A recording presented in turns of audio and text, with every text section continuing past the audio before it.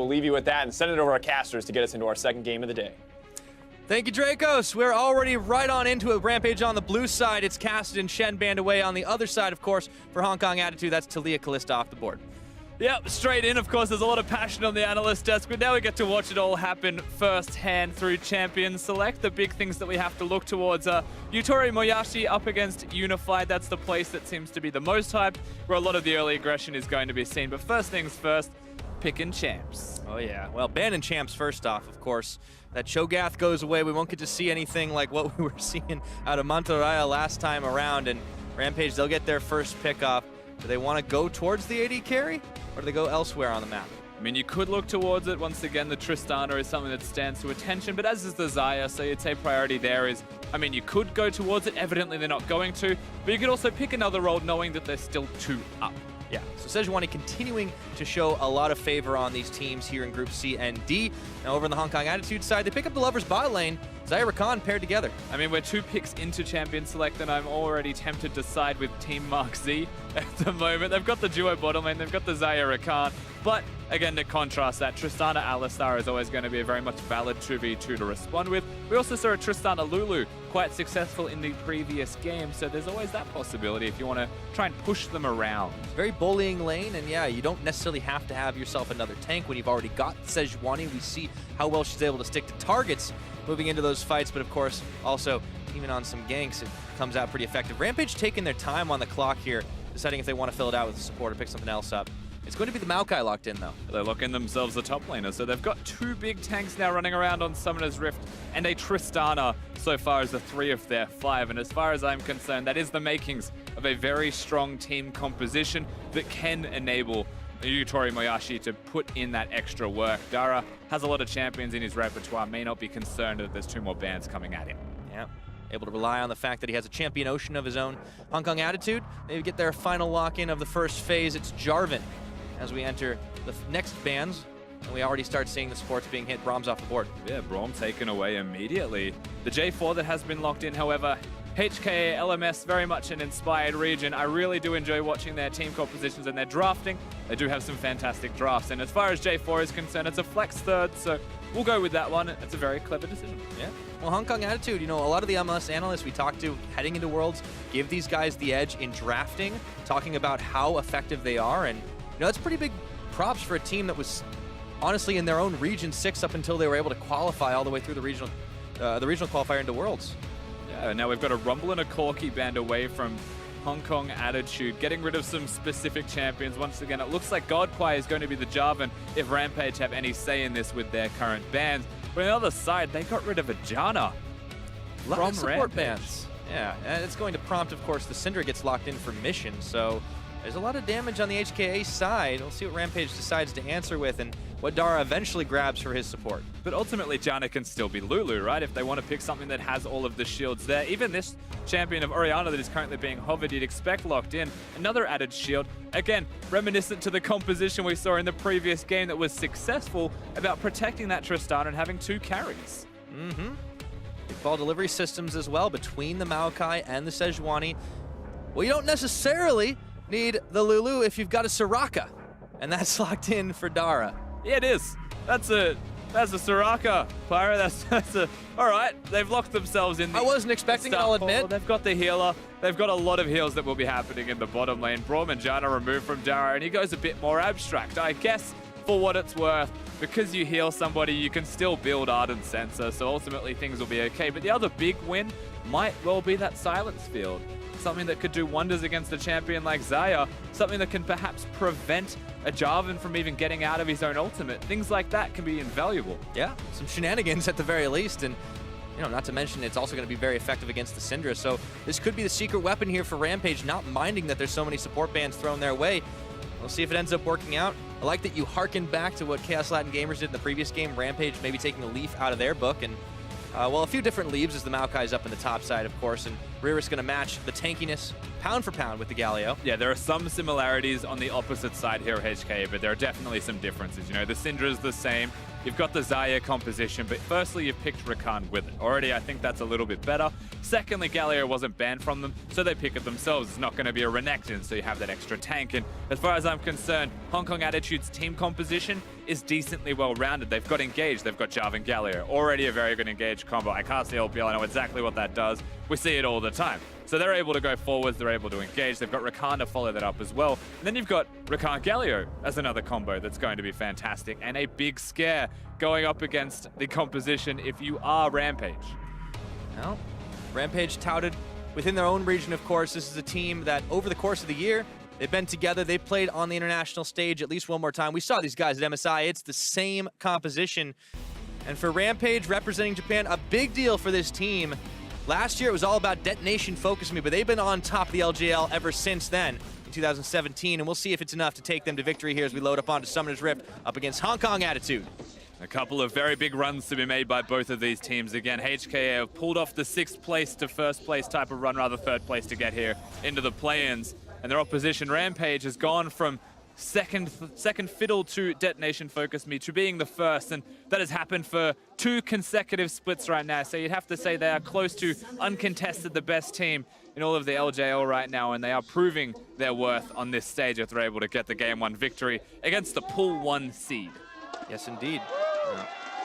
Speaking of that Pool 1 seed, see Rampage trying for some shenanigans up top as the pause comes in. We'll see how it all unfolds in just a few more moments, but it is worth pointing out that Hong Kong Attitude, similar to Young Generation, they wouldn't be here if it weren't for the fact that there's a little bit more of an expansion. We see a number 3 seed of the LMS region coming in, and maybe it wasn't a surprise for a lot of analysts considering how strong they were able to develop, because this is a team that they really did take their time. There was a lot of retooling around. We heard from Tabe earlier in the day that he kind of shook things up when he arrived on the scene and said, all right, guys, we need you to hit the solo queues, get yourselves up on the mechanic level, and we got the strategy as well to pair with that. And this is why this team gets so many props from the LMS analysts. It's a super interesting thing for me as well to listen to what Tabe said specifically about playing solo queue, about being individually better, because that means coming into a tournament like this, I mean, frankly, they should just be better players if they're all high elo challenger now, and they can just beat the 1v1 against the emerging regions, and they should have that slight edge, because not only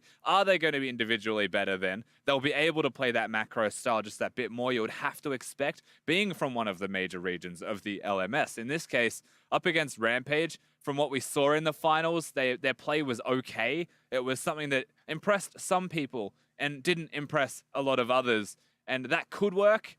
It could be enough to keep up with HKA, but really, if they play to expectations, it shouldn't at all. Yeah, I feel like that really does put the pressure on Rampage, because when you look at the relative strength of regions, how people interpret it, and what Hong Kong Attitude have been able to do within their own region, you can look at that, and it can be intimidating at times. I don't know if Rampage will really feel that. Obviously, this is a team that has had some international experience with this roster. I mentioned MSI a little earlier, and maybe they didn't have the greatest performance they would have liked, but sometimes you just shake off the nerves a little bit, you get back on the stage, and now they're at Worlds. Now they're at the big show, and this is their chance to prove themselves on the international stage. And it's got to be a little bit tense, though, of course, through the pause, and I'm getting my ear that slight mouse issue should be resolved pretty soon. Absolutely. So hopefully we get back onto Summoner's Rift as quick as we can. But you're right, to bring it back to Rampage, they have felt what the stage is like. They have been here before, and they'll be able to do this again, and they should be comfortable. They had Rift Rivals even before the LJL finals, so they've been on stage enough to just be comfortable. And you can see that through game number 1's draft phase. They've picked Soraka.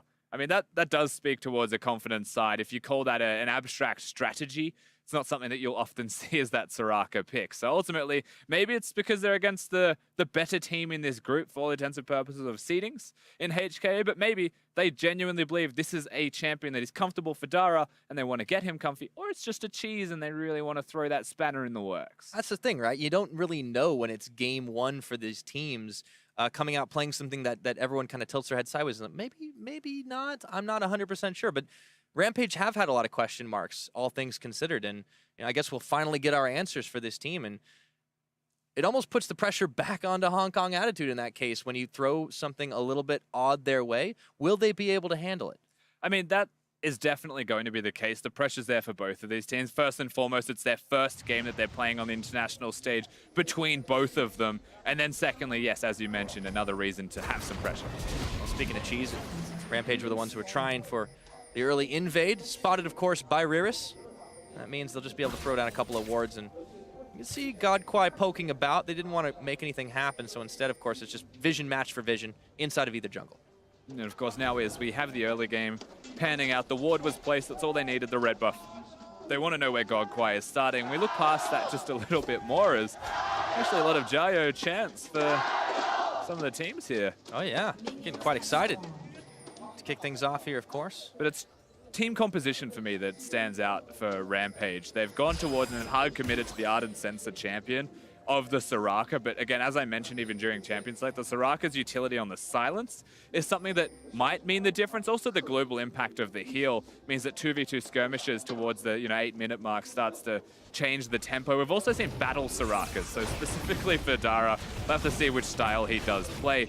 But the rest of the comp around that Soraka, it's got a lot of crowd control. They've got a lot to complement what is a heal-intensive champion as well. So they were very much prepared for the pick, even pre-prepared through this draft. Well, gotta wonder if that was kind of the plan all along, and maybe they had that in mind from the very beginning, and see if they're able to enable Yutari Miyashi. But that's a lot of damage to kick things off. He's already had to pop his barrier. And the full health of the barrier was used. I don't mind that he used it that early. He didn't use a potion to stay in lane just yet. He's counting on Soraka hitting level 2 and the Warlord's Bloodlust. So perhaps there was a world where he just holds on to level 2 and gets Soraka to heal it back up to full, but nope. Barrier's gone. Shows respect to the level 1 strength of Azaya and Rakan, and Hong Kong attitude showing exactly why that is a commanding 2v2. And back in the mid, a couple of trades back and forth as well between Mission and Ramune. I think they said it right on the analyst desk. There's a lot of lanes to carry from for Rampage, but Hong Kong attitude more than happy to take it to him. We'll definitely have to keep an eye on this mid and on the 2v2 in the bottom and see how it unfolds. I wouldn't be too surprised, in all honesty, to just see unassisted first bloods. Java now working his way towards the middle lane. Has not been seen just yet. There it is. Here. Godquai coming in with them double buffs, looking for Ramune, flashing forward. Flag, drag, auto attack, and it's going to be first blood for Mission. A very good flash from Godquai to get himself out just towards the end of that one. Finds his way in and picking the middle lane to gank from, and the bottom side of mid lane. Even if they knew he started at red, it doesn't seem like Ramune was able to prevent this one from happening. Syndra does have a lot of presence in lane, but Ramune also steps up, steps forwards to get a last hit onto a minion, and that is well executed from the side, knowing the tendencies of the mid laner to go forwards. Yeah. A little bit unafraid, not necessarily respecting where the jungler could be, so Godquai helping get the first blood secured. Unified with the wave of minions. Down on the bottom, continuing to push in and pressure Dara and Yutari Miyashi. Well, Kai Wing is actually going for a roam up. Yeah, he's on a mission. Looks like the Sky Absorb should be all there is, and that extra ward that'll go near the Raptors. Of course, he doesn't need to place it near red buff, but if he had, he would have found himself a Sejuani, but they're still pinging him, very much aware. Definitely know. Godquai, he might be looking to return to the scene of the crime. Remember, there's no flash he's on gonna dodge that once as well. again. Oh no. Oh no, Deja vu. Ramune, he's got to know something's up. Okay, and this time, he's going to be able to get the cleanse out all the same. He takes a heaping helping of damage before being able to walk away. Godquai, oh man, fool me once for Ramune, but that's twice in a row, and he doesn't go down the second time. But in all seriousness, you have to stress how good that was from HKA, because Rakan comes up, uses the scrying orb, actually shows exactly where the ward is, and instead of clearing the ward, Godquai walks around it, knowing that he can skirt through what is the lack of vision there for the Rampage roster. So, I mean, it was smart, very much aware. They want to kill him. They want to at least win mid lane very hard for Mission, and they're doing the best they can to ensure that, knowing that there's going to be a ward in the bush, and they don't care. They have a control ward for that later. Set things up together. Team touted for improving themselves at solo queue, but clearly the understanding of where to be, the right time, the macro sense, and the team play, it's also there. This is part of why we're seeing so many analysts talking about this Hong Kong Attitude Squad as possibly a favorite in the group. And it's working across the whole Rift as well. You've got an equal top lane, but you're winning CS in the mid lane, compliments of the J4 ganks, and bottom lane doing very well. Dancing in, they even interrupt the jump onto Yutari Miyashi. It's going to be him getting away. Of course, he does take a little extra damage from that ignite, and it might be round 2. He's got no flash available. It means they want to go all lane in. Completely in control of our red side here. Just in the 2v2, there's going to have to be jungle presence sooner or later, but you can see the junglers on your screen right now. They've got each other to deal with. Yep. Oh, he stole it. Wow. What a cheeky move by Godquai. Big flag. Sometimes that's all you need. So Hong Kong Attitudes jungler definitely having a good game on the start of this. Now Reavers and Evie trading out just a little bit more. And not a whole lot of mana on either side, but of course with the tank battle, it's mostly wet noodles, but the junglers could get involved. Yeah, neither of them really having mana touts. This is a super uninteresting 1v1 between them. And so your eyes always go towards, where are these junglers and can they impact that? But they both know that the other one was nearby, and it's just more vision placed by Godquai to try and prevent the Sejuani from getting there. He then goes back to his Krugs. You'd have to imagine a recall after that. It's the battle for 6 between them both. That's where they need to be to get more successful ganks off, and this will tick him to 6. Yeah. Should just be about a few more Krugs spawning up. And then we'll get the Cataclysm. I would not be too surprised to see Godquai looking for a 3-peat down in the middle lane. Why not, really? Still no flash on Ramane. Exactly. The summoner spells missing means the opportunity to engage is there, especially with the cleanse gone. Syndra can be the one to go forwards, where the flag drag can be dodged. If the Syndra stun hits, well, then it can't. And he's got the Cataclysm to lock them in. Everybody getting in the party pit now. Tari Miyashi, Dara trying to play this one out fairly safely, but it's Hong Kong attitude, vision, and that means they can go in, tag their way out. Remember, Rampage gave the birds away in the bottom lane. You know, I could see the merit in what Dara was trying to do there as well with the Soraka. He still has to flash out though, and that's just because the state of the 2v2 is very poor for them. But if Rakan goes in, uses his W, you silence him and then he can't dash back out. And it means that he has to be very careful with where and when he is using the spell. I mean, so far, I wouldn't say that's mattered at all. Well, it's definitely been a little quicker on the fingers, of course, and Dara not been able to get a whole lot done to stop him. And all the same, it's definitely a decent CS lead that's resulted from all that extra pressure down bottom Hong Kong Attitude's been able to exert, but it's not massive. And remember, this Tristana is definitely going to be a pretty monster carry in her own right the later the game goes on. Yeah, Tristana's always going to be a massive threat. We saw it in the last game. If they get to the 2-item, 3-item mark, well then Xayah versus Tristana in the role 1v1 is equal, but Trist has the natural range advantage that starts to turn the tides of that battle. It's not really there that we're going to be looking towards just yet, especially for Rampage. Mid lane is in damage control, bottom lane is just holding on and mostly damage control, because you can still see the damage coming across. Over and over again, and now it was Mission's turn to actually steal a little bit of farm away from Tussle, grabbing a couple more of those Raptors. Level 7 to level 6, but that's not what we necessarily want to see right now as Mission. Oh, he's going to get pulled in by that shockwave. Not enough damage. Look at Riris, though. He's actually moved towards the middle. Yeah. Are they trying to set up a big play onto Ramane? No, they're swapping lanes. So the Tristana and the Soraka disappeared. They've gone towards top lane. Xayah and Rakan have now walked up here as such, which means that Riris, who has no teleport, just kind of has to waddle on through the mid lane. There was perhaps a world where his ultimate might have accidentally been in the correct place at the correct time, but it was just the shockwave, just a bit of harass that goes down, nothing more. And it still means that Mission has control of the lane, especially because the shockwave's gone now. All right, we swap things up. But it's still the same 2v2. Kitari Miyashi trying to get the clear off onto the minions and grab as much farm as he possibly can. Well, you see, this is where the junglers start getting involved. You talked about the battle to 6. Well, they're both on even now. And both of them, they have their ultimates and flashes. Godquai moving in with Kai Wing. Let's see if they can set this play up. Unified trying his best to look tasty. Unified is person Kai Wing can jump off, but he goes forwards himself. All right, gets the charm out. Look for the Soraka first. Oh, he's killed the healer. And they pull back with Feathers with the Blade Storm. And now Yutari Miyashi trapped inside the pit. Tussle is here just way too late. And Kai Wing is able to secure that kill. Now Tussle finds himself without any friend. Oh, no. Under the tower they go, and it's Unified flashing forward. Kill number 2. And Godquai tanking for him all the while. So clean from Hong Kong. My God, this team, they have got that attitude. You're seeing it now being displayed. Ooh, that puts them up 4 kills to 0 in this game, and that's a 2,500 gold lead. Hong Kong Esports about to extend that even further with the first tower knocked down. What a combination play there. Kai Wing, Unified, and Godquai all making massive strides. And you have to look at this again, not just the engage. Kai Wing, he's playing Rakan, very much going to be a reliable engage source. No way of countering that one if you're a Soraka. Unified early use of the ultimate as well to ensure the kill was there. He also wanted to lock down Yutori, but unfortunately it wasn't going to be where he needed it. And Unified barely even able to auto-attack because of the J4 ultimate, but still Tussle, that is at least 2 seconds worth of overextension, gets himself killed at the same time, joins his teammates in the death chamber.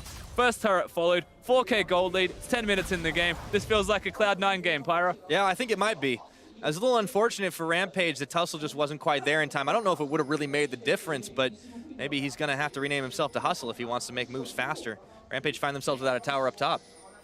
And with that turret gone, you'd expect perhaps the lane swap to be seen again from Unified and Kaiwing, but they really want that 2v2. Yeah. They want to continue to pressure that, and they don't go towards the bottom lane. Well, they won the most important battle of all, after all, Rusty. The Ardent Sensor already completed. I mean, they've got gold to spare at this point. That's true, they are infinitely stronger. In fact, they win the game until the Ardent Sensor's there from Rampage. Ooh, early Executioner's Calling picked up to mitigate a little bit of that healing from the Soraka.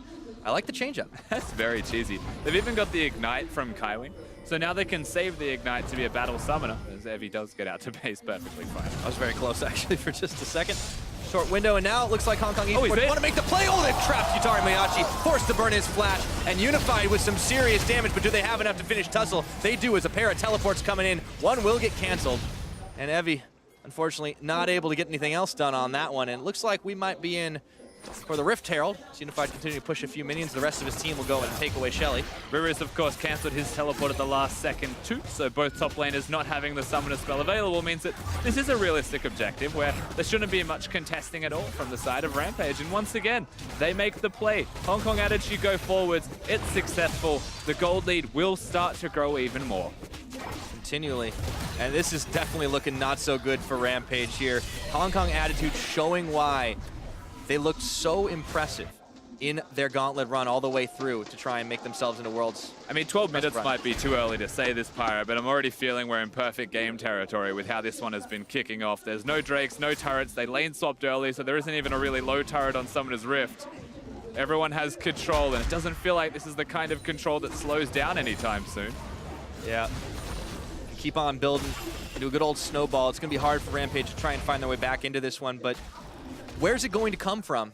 Who's going to need to step up? That Tristana will get big, but I feel like they're going to need more than that a lot sooner. It's so hard to say in a game that it's at this state of the game where that comes from, right? Because, frankly, Sejuani should be able to get ganks off, or Maokai can teleport in, they can flank, but Sejuani gets a gank, Jarvan's already there in the first place, he's already there ahead of time, and so a lot of it just comes from placing that vision. You know, when a team's behind, how do you come back into the game? You pick an area of the map, you say that we control this area, and they can have the other 95%. And from this area, we can then maybe get a pick. And with the pick, we can expand that, get the control, maybe take an objective. Seems like it's very difficult, though, when the only ones that are really isolated on that team are the biggest tanks. And now Godquai turning Tussle back around once more. Looks like mid lane's on the menu. That's not a lot of health left on the tower. Ramane is going to try to threaten with the ball, but Mission says, okay, yeah, I can play with Spheres too. It is our superior. It looks like they might just get this one. Shockwave to deter. I don't know how much deterrent it's going to be. That Ice Bowl a little bit heavier, but Godquai is able to flag and drag away to safety. The rest of Hong Kong Esports all here. Or Hong Kong Attitude, I should say. Yeah, and ultimately he'll take that health trade. You lose a bit of your health, you can get a mid lane outer turret. That's definitely valuable. He's got the red buff as well, so health regeneration is going to be a very much evident factor for this Jarvan. It means that he doesn't have to go back to base if he wants. He can stay around for a prolonged period of time, and maybe Rampage expect him to recall, not realizing there was a red buff there. We shall see. Pretty much has been the continuous 4v4 though, and now you can see HKA really taking it all into full swing with 4 members up towards the top side to try and siege in this inner turret. There's the Herald. Here we go, getting popped, eye crushed, Godquai. And they're gonna have the 5th man. And Rampage are not really in position to deal with this one. Teleports are up, but Maokai and Galio are bopping each other around. They nearly killed the tower without the Rift Herald. Yeah, Rampage is showing a lot of respect. They've said the inner turret's not really a place they want to defend. They were primarily looking towards their base structures to prevent them from going down. They drew the line, and they said, all right, maybe we can't defend inners. But I mean, this is just got to be so frustrating for Rampage, losing so much so fast. 5 kills to 0, 3 towers, all of them just about on the top side except that mid one. And they haven't even needed Ririus on the Hong Kong Attitude side. He's been playing his own minigame down bot up with Evie. I'm sure he's having so much fun just hitting a Maokai as a Galio, and I'm sure Evie feels the exact same way. Top lane island is a wonderful place, even if it happens to be in bot lane, Rusty. I've seen several of these types of games. To each their own, mate, but I definitely look at that matchup and say that that is mostly just boring and horrifying to have to play it yourself. Well, they've got the teleport, so maybe they'll decide to party with the rest of the team sooner rather than later. I would say right now, though, the way that Galio has assigned himself is exact oppositely going to be the case. There is a world where maybe he is the one person who dies on this side because he's caught out of position.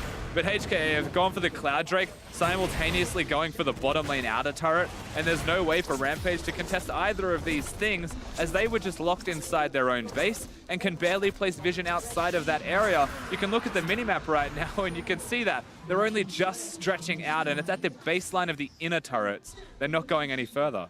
Yeah, it's going to be hard for them to try and grab any territory back. You talked about, let's sacrifice most of the map and find a place you can get a pick. Even if you get the Galio, so what? It seems like Hong Kong Attitude are doing so much. They're even multitasking. The Syndra was killing the Scuttle Crab at the same time as killing the Dragon when you throw one at the other. The Scuttle Crab is now a weapon, as Syndra has decided, as it does damage. So they're going to be able to, multitask, as you mentioned. There is one ward that should be noted for the Maokai to use, and it's at the bottom river for Rampage. If they choose, that is the one teleport ward that they've got. There's not a lot of time left on that ward, though. There's not a lot of time left, it seems, for Rampage. I mean, we're only 16.5 minutes in, but you mentioned the echoes of the perfect game. It might very well happen the rate things are going. Tussle does manage to find Godquai and Kai Wing, a little bit of damage dealt onto the Jarvan, but he's able to shrug most of it off, and Unified still putting in work down on the bottom side, slowly building that mini wave. But Yutari Miyashi is here. Push him back, and of course with Ardent Sensor on Dara as well, they're going to have the equal amount of empowerment, but there's just such a big goal differential. So many towers. Ramane dodging out at Scout of the Week. Heavy's well out of position. Oh dear, this is not going to end too well. A Hero's Entrance comes in for Rears, and all of a sudden, we finally get that 5v5 in Hong Kong Attitude. Clear away the minions, nothing left to push for now. Yeah, just like that, Rears groups up with the team. I like that HKA have gone from the bottom lane to the mid lane. They're pivoting, they're using the jungle as that pivot point, but most importantly, when they are rotating, they've got the vision there set up. First, they're walking through areas where they have vision, not walking blindly into where Rampage have vision, and so they're not going to make any unnecessary mistakes. And when they do walk into places with that vision, it's Godquai, and it's got Kai Wing with him to protect him. And so the chance of the J4, who is super tanky right now and ahead, dying, very low. Yeah. It's difficult for Rampage to find any openings. I mean, we're starting to see that similarity to what was last game with just not taking any unnecessary risks. The team that's ahead, playing it out smart, not giving an opportunity to the opponents. And Hong Kong Attitude even starting to take away the jungle. Everything Rampage losing out on here as the red buff should fall pretty quickly to Godquai, or maybe Mission wants to take it, who knows. Now smited down. All about that health regeneration at this stage of the game. When you're stealing red buffs, you talk to your Xayah and you say, you know what, red buff's available on the other side of the map, do not yell at me. You could take ours, that's fine. Plenty of red buff to go around. Dara, Yutari Miyashi trying continually to just push these minion waves back, but it seems like they're in full defensive mode, just slowly ceding more territory, slowly trying to fight back. That desperate fight, it seems like it has to happen, but that ward you were talking about earlier doesn't exist anymore. Yeah, they haven't been snowballing any further, Hong Kong Attitude, but they haven't been losing anything. They've been slowly gaining ground. It hasn't been an amount that has been a leap forward, it's those baby steps. But these baby steps on turret after turret eventually mean the turret falls. Just like that, the game can end in one more push, because that's where we are, on the map. Relative to Rampage, they need to win at least 3 team fights, or they can wait for a Baron opportunity, which it feels like ultimately that's where the Hong Kong Attitude team are looking towards. Yeah, well, there's a minute before that becomes a realistic possibility, but such a massive gold differential, 7,000 or so in favor of Hong Kong Attitude, and that's 4 towers, 5 kills. And just a whole lot of map control. There's just so much patience and respect from both of these teams, though. Knowing that the vision game is ultimately how they want to win this one out, have the better macro, just be the better team. But Rampage as a roster have said, okay, we're losing. We will lose everything that we have to lose that isn't our Nexus or our base. Even in this case, the inhibitors is where they've drawn that line, and said we're not going to lose those. However, with the respect that HKA are showing, they don't need to lose those. It's just a ward battle. Yeah. Well, they're going to need to rally behind the Tristana and, of course, the secondary carry of the Orianna, but it's still a ways away. I mean, we're only looking at an item and a half each right now. The Merlonomicon for the Ori, and still not completed the Infinity Edge on the Tristana since he had to go for the Static Shiv first. Yeah, when you're looking at the item build, you'd still say very strong though, all things considered, just by having the Static Shiv for wave clear. But with the Infinity Edge, obviously wanting that bit of extra team fighting is a whiles away from any kind of strength, even just compared to Unified.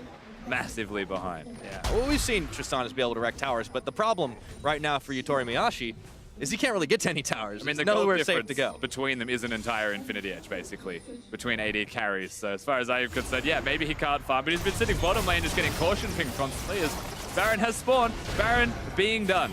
All right, well, Tussle getting healed up, going back in for round number 2. He would need a miracle steal, but Hong Kong Attitude not going to give him the opportunity. Shockwave does bring in Kai Wing.